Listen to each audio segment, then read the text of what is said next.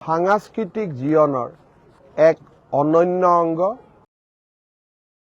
আধ্যাত্মিক জগতৰ বাবে ই এক ধ্ৰুৱতৰা স্বৰূপ মহাপুৰুষ শ্ৰীমন্ত শংকৰদেৱৰ নাম মনলৈ আহিলে বৰদোৱা আৰু বটদ্ৰৱাৰ নাম মনলৈ আহিবই অসমৰ শ্ৰীমন্ত শংকৰদেৱৰ জন্মস্থানখনক লৈ এতিয়া আমি আকৌ এবাৰ নতুন ৰূপত গৌৰৱ কৰিব পাৰোঁ আমি সকলোৱে জানো যে বৰদোৱা বটদ্ৰৱাৰ বহু ভূমি একাংশ অচিনাকি লোকে দখল কৰি থৈছিল ৰাজ্য চৰকাৰৰ প্ৰচেষ্টাত এই অচিনাকি লোকসকলৰ পৰা আমি থানৰ ভূমি উদ্ধাৰ কৰোঁ আৰু তাৰ লগে লগে এটা সপোন জন্ম হৈছিল সেয়া হৈছিল গুৱাহাটীত যেনেকৈ শংকৰদেৱ কলাক্ষেত্ৰ আছে তেনেকৈ বৰদোৱাটো আমি মহাপুৰুষ শ্ৰীমন্ত শংকৰদেৱৰ আবিৰ্ভাৱ ক্ষেত্ৰ এখন নিৰ্মাণ কৰিব পাৰোঁ নেকি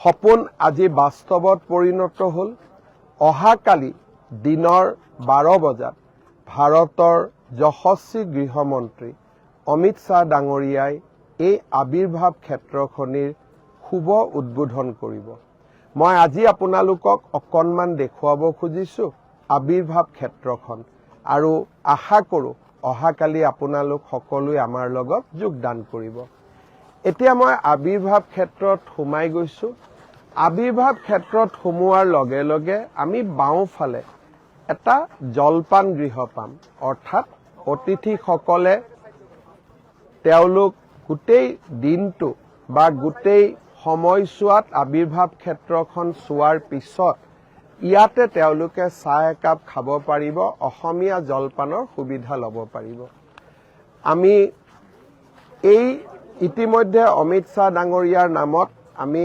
ফলকো নিৰ্মাণ কৰিছোঁ আৰু অহাকালি সেই ফলকৰ শুভ উদ্বোধন হ'ব ইয়াৰ পিছত আমি আপোনালোকক দেখুৱাইছোঁ এই আবিৰ্ভাৱ ক্ষেত্ৰৰ প্ৰশাসনীয় ভৱনটি আপোনালোকে দেখি ভাল পাব যে এই প্ৰশাসনীয় ভৱনটোত আমি বিভিন্ন ধৰণৰ কনফাৰেন্স ৰুমৰ পৰা আদি কৰি বিভিন্ন আধুনিক সুবিধা আমি সংযোজিত কৰিছোঁ আৰু এই প্ৰশাসনীয় ভৱনটোৱে এই গোটেই কেন্দ্ৰটোৰ বা আবিৰ্ভাৱ ক্ষেত্ৰৰ নিউক্লিয়াছ হিচাপত কাম কৰিব এতিয়া আমি আপোনালোকক আবিৰ্ভাৱ ক্ষেত্ৰৰ ভিতৰলৈ লৈ যাব বিচাৰিছোঁ আৰু আবিৰ্ভাৱ ক্ষেত্ৰখনৰ ভিতৰলৈ লৈ যাব বিচাৰিছোঁ আৰু এটা এটাকৈ আপোনালোকক আমি এই গোটেই আবিৰ্ভাৱ ক্ষেত্ৰখন দেখুৱাবলৈ যত্ন কৰিম অলপমান সন্মুখলৈকে চাওক গুৰু আসন এই গোটেই আবিৰ্ভাৱ ক্ষেত্ৰখনৰ কেন্দ্ৰবিন্দু হ'ব এই গুৰু আসনখন অহাকালিৰ অনুষ্ঠানৰ বাবে আমাৰ ভাগিনহঁতে প্ৰস্তুতিও কৰি আছে আৰু তেওঁলোকে অহাকালি তেওঁলোকৰ অনুষ্ঠান গৃহমন্ত্ৰী ডাঙৰীয়াক প্ৰদৰ্শন কৰিব মই আপোনালোকক গুৰু আসনৰ ভিতৰলৈকে লৈ যাব খুজিম কিন্তু গুৰু আসনৰ ভিতৰলৈ লৈ যোৱাৰ আগতে মই আপোনালোকক দেখুৱাব খুজিছোঁ এই আবিৰ্ভাৱ ক্ষেত্ৰত আমি প্ৰস্তুত কৰা গৱেষণা কেন্দ্ৰ এতিয়া বাহিৰৰ পৰা আপোনালোকে যেতিয়া ইয়াক চাব ই খোলৰ আকৃতিত নিৰ্মাণ কৰা হৈছে এই গোটেই আবিৰ্ভাৱ ক্ষেত্ৰখনি বটগছৰ আৰ্হিত ইয়াক নিৰ্মাণ কৰা হৈছে বটগছ এডালৰ ঠাল ঠেঙুলি যেনেকৈ সকলো ফালে বিয়পি থাকে সেই ধৰণে আমি ইয়াত বিভিন্ন অনুষ্ঠান নিৰ্মাণ কৰিছোঁ খোল আকৃতিৰ এই অনুষ্ঠানটিতে আমাৰ গৱেষণা কেন্দ্ৰ এটা আমি প্ৰতিষ্ঠা কৰিম এই গৱেষণা কেন্দ্ৰটোত শংকৰী কলা কৃষ্টি অসমৰ নৱবৈষ্ণৱ ধৰ্মৰ বিভিন্ন সম্পদ আৰু বিভিন্ন সাঁচিপাত যি সিঁচৰিত হৈ আছে তাক আমি ইয়াতে সংৰক্ষণৰ বাবে চেষ্টা কৰিম আৰু এই গৱেষণা কেন্দ্ৰটোক আমি সুন্দৰ ৰূপে নৱবৈষ্ণৱ ধৰ্মৰ লগত জড়িত সকলো দিশৰ গৱেষণাৰ বাবে ইয়াক আমি প্ৰস্তুত কৰি তুলিম এতিয়া আমি পোনে পোনে আপোনালোকক দেখুৱাব খুজিছোঁ এই আবিৰ্ভাৱ ক্ষেত্ৰৰ কলা কেন্দ্ৰ আপোনালোকে দেখা পাব যে ইয়াক তাল আকৃতিত নিৰ্মাণ কৰা হৈছে অকণমান কাম ইয়াতে বাকী আছে আমি এই তাল আকৃতিৰ কলা কেন্দ্ৰটোৱে হৈছে আমাৰ এই গোটেই আবিৰ্ভাৱ ক্ষেত্ৰৰ বাবে এটা অডিটৰিয়াম এই তাল আকৃতিৰ ঘৰটোতেই আমাৰ কলাক্ষেত্ৰ বা আবিৰ্ভাৱ ক্ষেত্ৰৰ অডিটৰিয়ামটোক স্থান দিয়া হৈছে আৰু ইয়াত আমি সকলো ধৰণৰ সভা সমিতি কৰিব পাৰিম সৰু ল'ৰা ছোৱালী আহিব খেলা ধূলাৰ বাবেও আমি আবিৰ্ভাৱ ক্ষেত্ৰত আমি ব্যৱস্থা কৰিছো আপোনালোকক মই তাল ঘৰ দেখুৱালো খোল ঘৰ দেখুৱালো খোলৰ আকৃতিৰ ঘৰ দেখুৱালো প্ৰশাসনীয় ভৱন দেখুৱালো জলপান গৃহ দেখুৱালো এইবাৰ আমি আপোনালোকক ইয়াত থকা আধ্যাত্মিকতাৰ লগতে দক্ষতা বিকাশ স্কিল মুখা কেনেকে আমি বনাব পাৰো তাল কেনেকে আমি বজাব পাৰো আমাৰ যেটো দক্ষতা আৰু অসমীয়া সমাজৰ পৰম্পৰাগত বহুত বিষয় আমি স্কিলৰ জৰিয়তে আধুনিকো কৰিব পাৰিম আৰু পুৰণা সমস্ত আমাৰ যেটো পৰম্পৰা তাক আমি জীয়াই ৰাখিব পাৰিম আৰু সেই কাৰণে নৌকাৰ আৰ্হিত ইয়াত এটা স্কিল চেণ্টাৰ নিৰ্মাণ কৰা হৈছে বাহিৰৰ পৰা দেখিলে নাও এখন দেখিব নৌকা এখন দেখিব কিন্তু ভিতৰত ইয়াত দৰাচলতে আমি এটা স্কিল কেন্দ্ৰ প্ৰতিষ্ঠা কৰিম স্কিল চেণ্টাৰ প্ৰতিষ্ঠা হ'ব এতিয়া মই আপোনালোকক আকৌ এবাৰ গুৰু আসনৰ ফালে লৈ যাব খুজিছো এই গুৰু আসনৰ চাৰিওফালে মিউজিকেল ফাউণ্টেন থাকিব মহাপুৰুষ শ্ৰীমন্ত শংকৰদেৱ মাধৱদেৱ বিৰচিত বৰগীতসমূহক মিউজিকেল ফাউণ্টেনৰ মাজেৰে আমি দেখুৱাব পাৰিম অহাকালি গৃহমন্ত্ৰী ডাঙৰীয়া আহিব আমাৰ ভকতসকলে ইয়াতে নিজৰ প্ৰস্তুতি চলাইছে সকলো ভকত ঈশ্বৰক মই নমস্কাৰ জনাইছো আমি এই বাটেৰে গুৰু আসনলৈকে আমি উঠি যাম আৰু মই আপোনালোকক গুৰু আসনখন দেখুৱাব খুজিছো আপোনালোকে চাওক যে কি সুন্দৰভাৱে আমি ওপৰলৈ উঠি গৈ থাকিম আৰু আমি লাহে লাহে গুৰু আসনখনলৈকে আমি গৈ থাকিম ই গুৰু আসনৰ আকৃতিত নিৰ্মাণ কৰা হৈছে আৰু আপোনালোকে এতিয়া দেখা পাইছে যে আমি ইয়াৰ প্ৰথম মহলাত থিয় হৈ আছো আৰু এই প্ৰথম মহলাৰ পৰাই আমি বিহংগম দৃষ্টিত আকৌ এবাৰ আবিৰ্ভাৱ ক্ষেত্ৰখন চাব পাৰো মই অলপ আগতে আপোনালোকক খোল ঘৰটো দেখুৱাইছিলো আকৌ এবাৰ বিহংগম দৃষ্টিত প্ৰশাসনীয় ভৱন আমাৰ খোল ঘৰ তাল ঘৰ য'ত অডিটৰিয়াম হ'ব আৰু গুৰু আসনৰ বাওঁফালে থকা খেলাৰ সুবিধা বিভিন্ন ধৰণৰ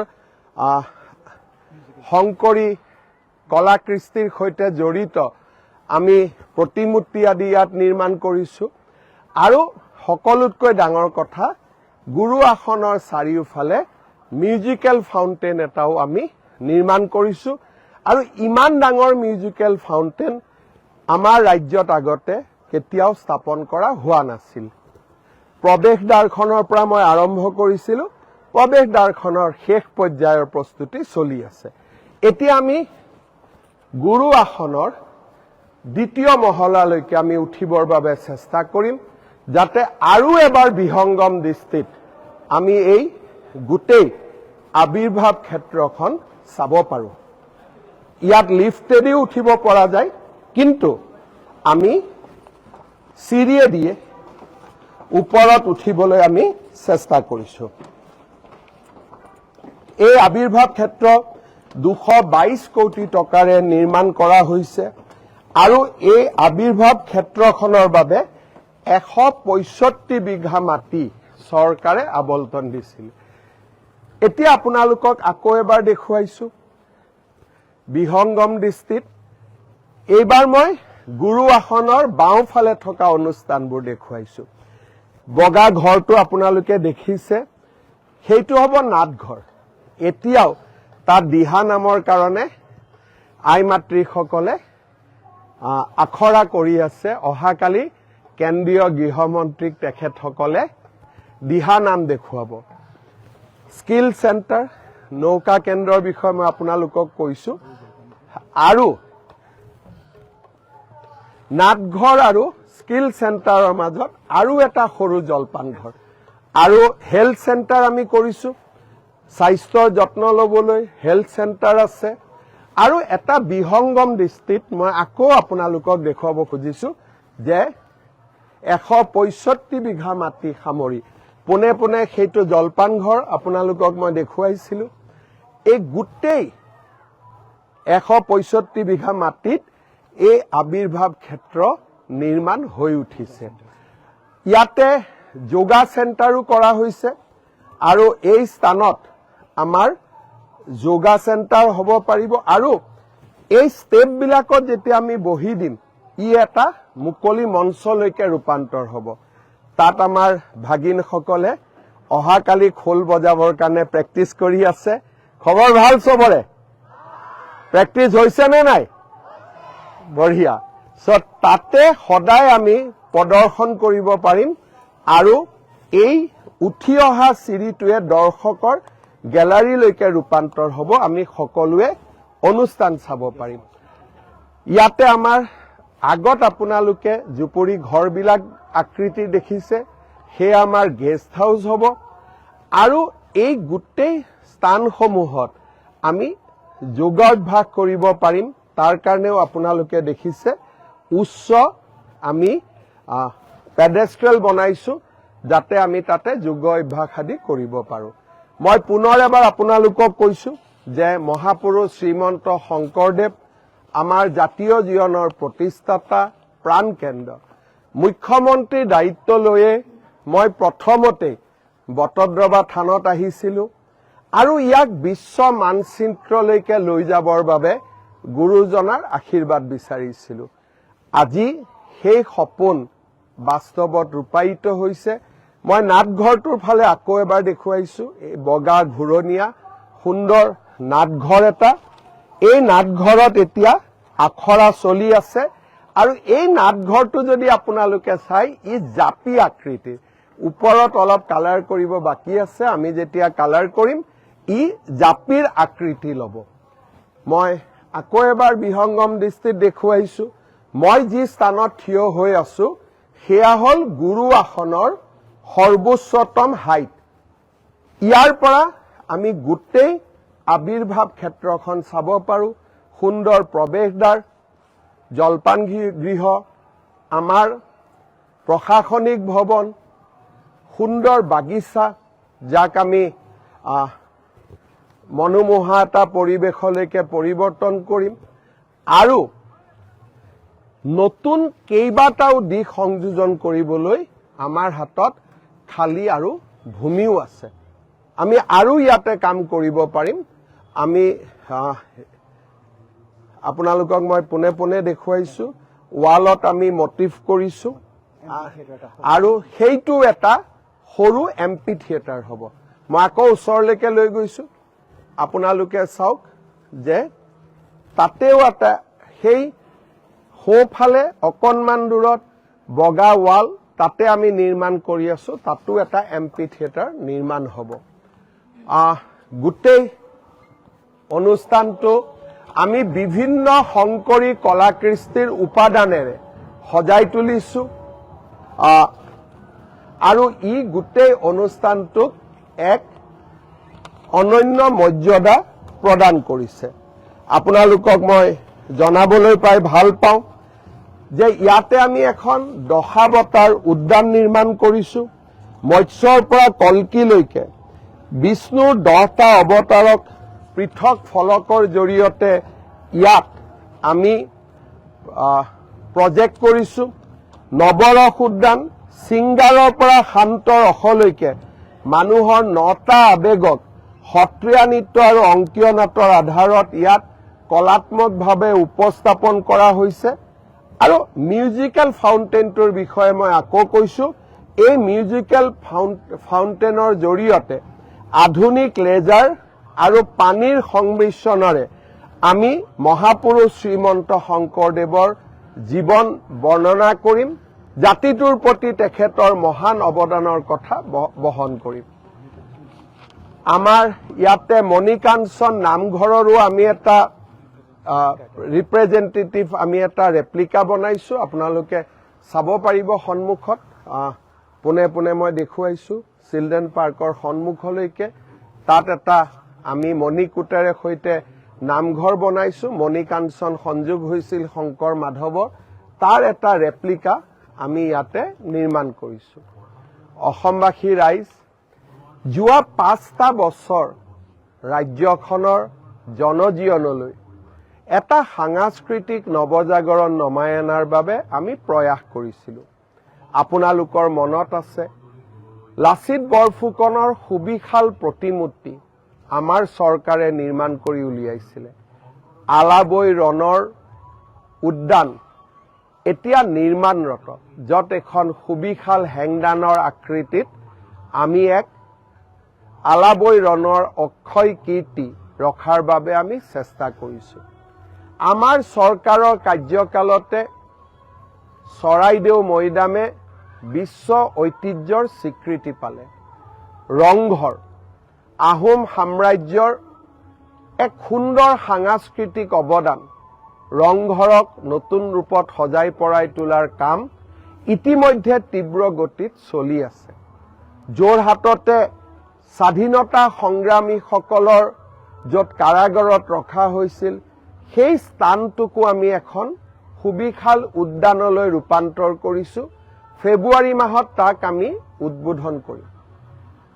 নগাঁৱত ডক্টৰ ভূপেন হাজৰিকা কলাতীৰ্থ আমি নিৰ্মাণ কৰি আছো।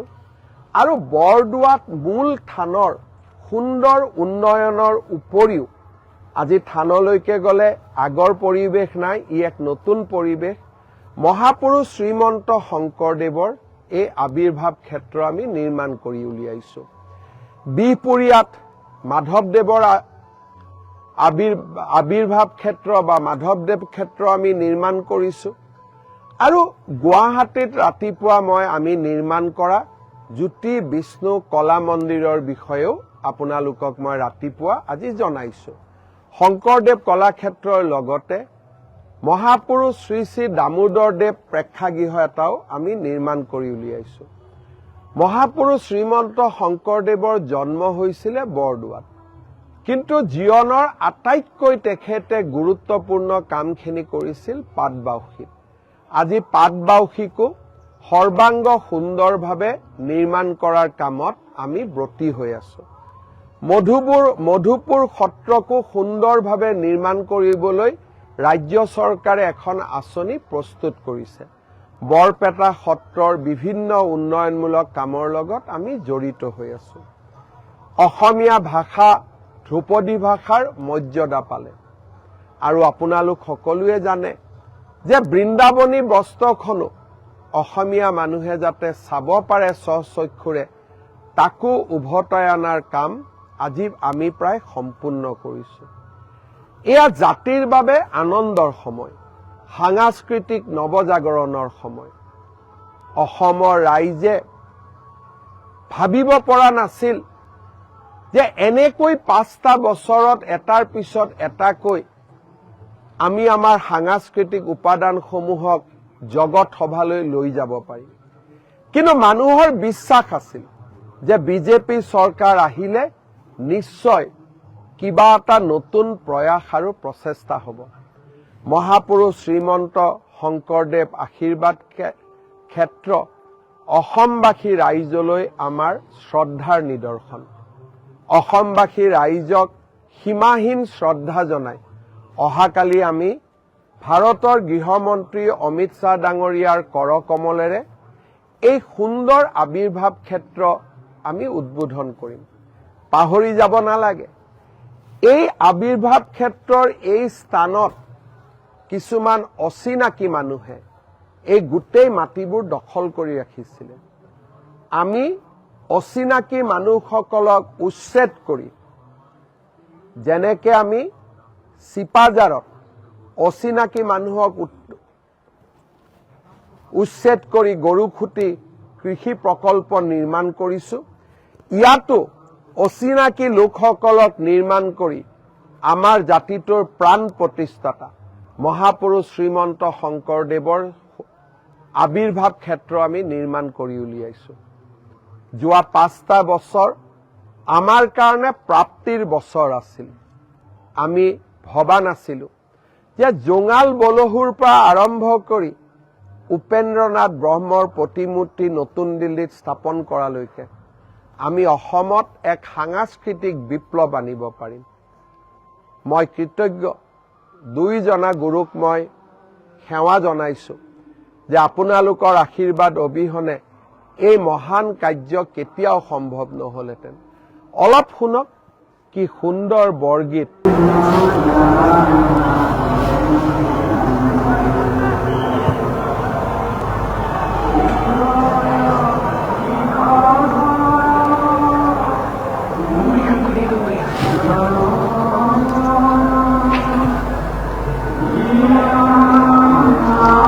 আপোনালোকে শুনক সুন্দৰ বৰগীতেৰে এই আবিৰ্ভাৱ ক্ষেত্ৰই এক নতুন আধ্যাত্মিকতাৰ ৰূপ ল'ব। পুনৰ এবাৰ অসমবাসী ৰাইজক মোৰ শ্ৰদ্ধা জনাইছো। অহাকালি পাৰিলে আপোনালোক আহিব এই সমগ্ৰ প্ৰকল্পৰ উদ্বোধনী অনুষ্ঠানলৈ। আৰু যিসকল অহাকালি আহিব নোৱাৰিব তেওঁলোক আকৌ আহিব, পিছত হলেও আহিব, আবিৰ্ভাৱ ক্ষেত্ৰ চাব। আজি যেনেকে শ্বহীদ স্মাৰক চাবলৈ হাজাৰ হাজাৰ লোক প্ৰতিদিনে আহে, তেনেকৈ এই আবিৰ্ভাৱ ক্ষেত্ৰখন চাবলৈ নিশ্চয় আপোনালোক আহিব। আজি ইয়াত আচলতে এক স্বৰ্গীয় পৰিৱেশো সৃষ্টি হৈ আছে। তাতে দিহানাম গাইছে আইসকলে, ইয়াতে শংকৰী নৃত্য সত্ৰীয়া নৃত্যৰ প্ৰস্তুতি কৰিছে আমাৰ ভাগিন ছোৱালীসকলে। ভাগিন ল'ৰাসকলে খোল বজাই পেলাই এক আধ্যাত্মিক পৰিৱেশ সৃষ্টি কৰিছে। ভকতসকলে গায়ন বায়নেৰে তেওঁলোকে এই আবিৰ্ভাৱ ক্ষেত্ৰখনক এক বৈকুণ্ঠলৈ ৰূপান্তৰ কৰিছে। মহাপুৰুষ শ্ৰীমন্ত শংকৰদেৱৰ আবিৰ্ভাৱ ক্ষেত্ৰ আজি এক বৈকুণ্ঠ তীৰ্থলৈ, বৈকুণ্ঠ ক্ষেত্ৰলৈ ৰূপান্তৰ হৈছে। মই সঁচাকৈ আনন্দিত যে অসমৰ মুখ্যমন্ত্ৰীৰ দায়িত্ব লৈ আপোনালোকৰ বাবে কিছু আমি কাম কৰিবলৈ সক্ষম হৈছো, যাক হয়তো আমি কেতিয়াও আগতে কল্পনা কৰিব পৰা নাছিলো। মই অনুষ্ঠানটোৰ শেষত পুনৰ গুৰু আসনৰ ভৱনৰ পৰা নামি আহিছো। এইটো এটা এমপি থিয়েটাৰ কৰিব পাৰিম আমি। তাত আমাৰ ভাগিনহঁতে য'ত খোল বনাই আছে, খোল বজাই আছে, তাতে প্ৰদৰ্শন হ'ব। আৰু আমি ইয়াত সুন্দৰ কৰি বহি আমি অনুষ্ঠানসমূহ এনেকে চাবও পাৰিম। বিভিন্ন সুবিধা, মানুহৰ মন আনন্দৰে উদ্বেলিত। সকলোকে ধন্যবাদ জনাই মই মোৰ ফেচবুক লাইভ সামৰণি মাৰিছো।